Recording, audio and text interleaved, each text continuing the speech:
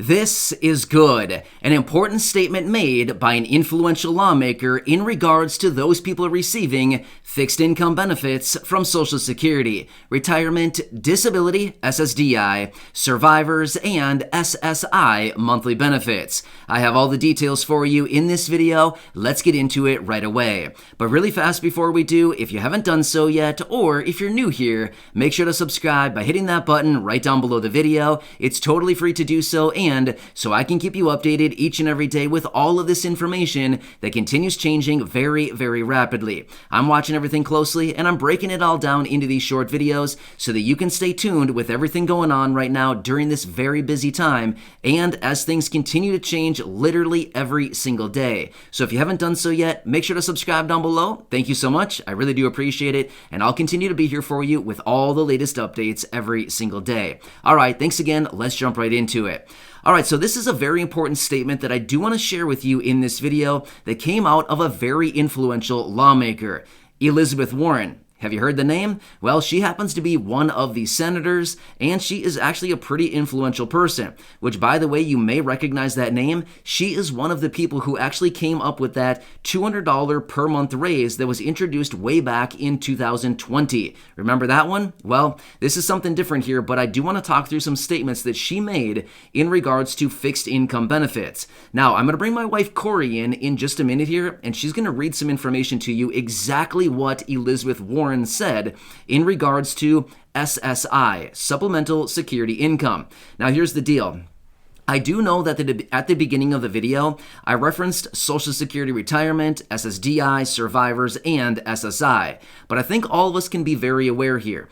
Even though that these programs are all very different, at the same time, for the most part, all the beneficiaries are experiencing something very similar. Low fixed income benefits at or below the poverty line and essentially struggling on a monthly basis. So when it comes to that sense, I think all of us can probably agree we're all pretty much in the same exact boat when it comes to that one. Even though the programs are different, it doesn't really matter. The point is, it is all in reference to low fixed income benefits that essentially are not enough every single month. So let me quickly run through some of the key takeaways. Now again, I would highly encourage, if you have a couple minutes, stick around and listen to this that Corey's going to read for you in just a minute.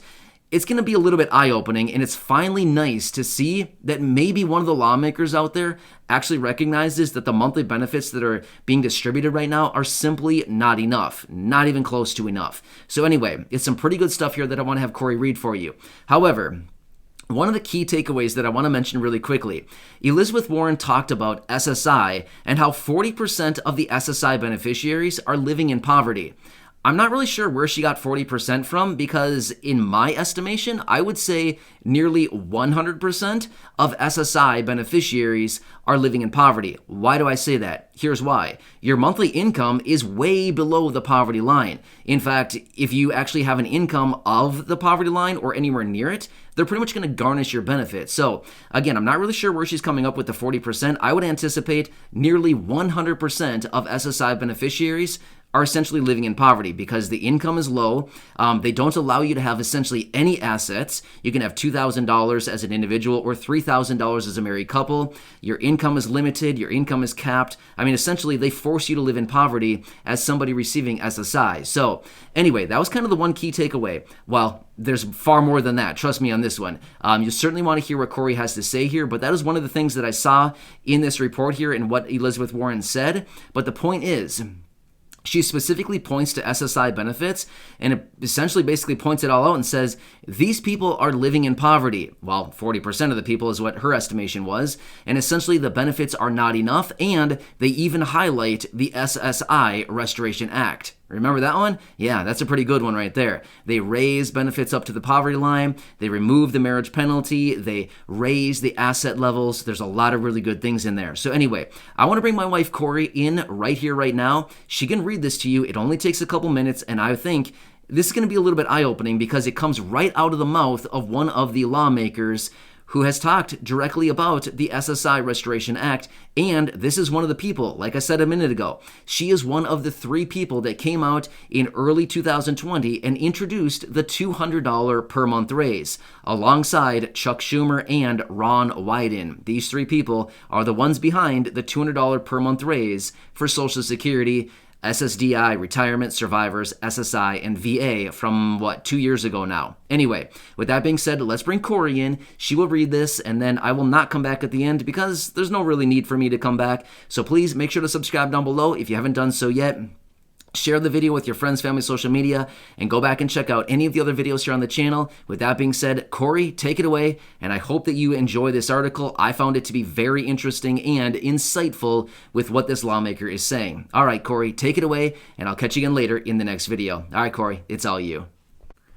The must-read Elizabeth Warren quote on Social Security by Dave Kowalski.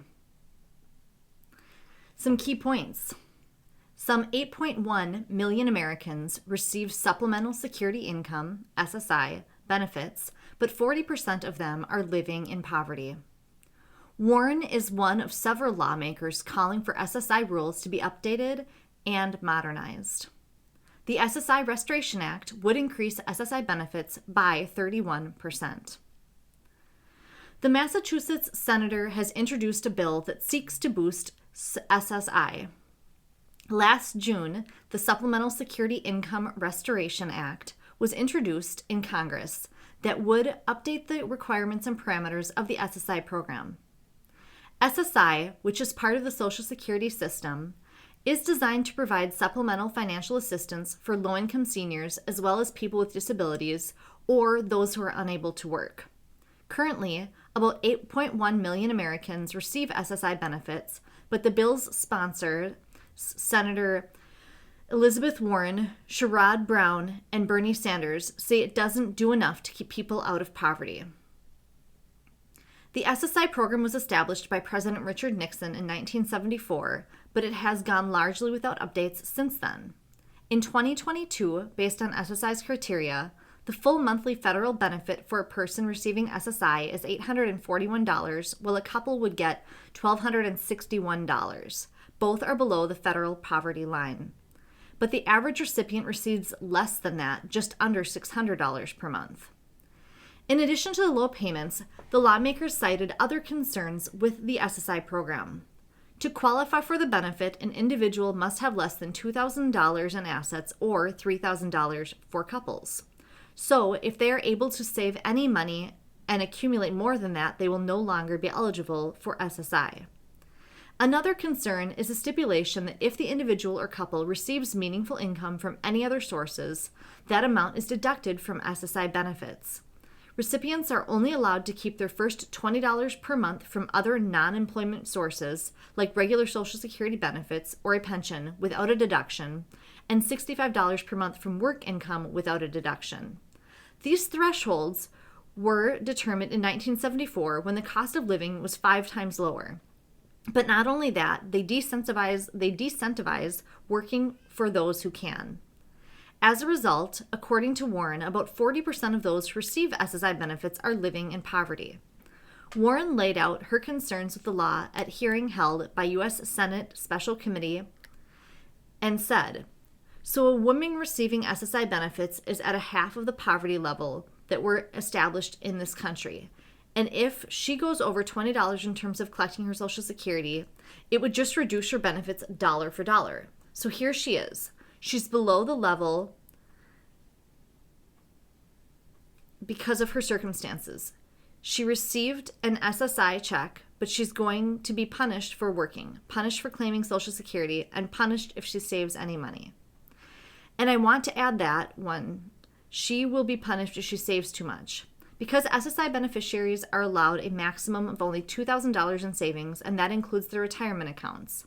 By the way, she will also be punished for marrying because SSI benefits and assets line kick in for married recipients. And she will also be punished for receiving groceries from her friends, housing from her family. In other words, every avenue she would try to take to lift herself out of poverty is an avenue that will be penalized for her under our current law. Fixing SSI. The SSI Restoration Act seeks to modernize the program with several important changes.